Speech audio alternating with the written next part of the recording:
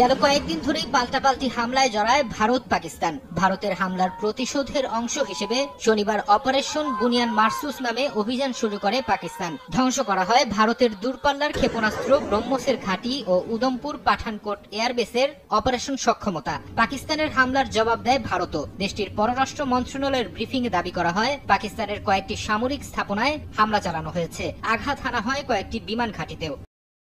পূর্ণমাত্রার যুদ্ধের আশঙ্কায় আতঙ্কে ছিলেন দুই দেশের বাসিন্দারা। এমন পরিস্থিতিতে যুক্তরাষ্ট্রের মধ্যস্থতায় আচমকাই যুদ্ধ বন্ধ হয়েছে বলে জানান মার্কিন প্রেসিডেন্ট ডোনাল্ড ট্রাম্প। শনিবার ট্রুথ সোশ্যালে দেয়া পোস্টে তিনি বলেন, রাতভর আলোচনার পর দুই প্রতিবেশী দেশ তাৎক্ষণিকভাবে পূর্ণমাত্রায় যুদ্ধবিরতিতে রাজি হয়েছে। আরেক 5 को जमीन बोझ किया। ট্রাম্পের পোস্টের পর যুদ্ধ বন্ধের বিষয়টি জানান পাকিস্তানের পররাষ্ট্রমন্ত্রী ইসহাকদার। সামাজিক মাধ্যমে এক পোস্টে বিষয়টি নিশ্চিত করেন তিনি। বলেন, পাকিস্তান সবসময় আঞ্চলিক শান্তি ও নিরাপত্তার বিষয়ে প্রতিশ্রুতবদ্ধ, তবে নিজ দেশের সার্বভৌমত্ব ও ভৌগোলিক অখণ্ডতা রক্ষায় কোনো ছাড় দেয়া হবে না।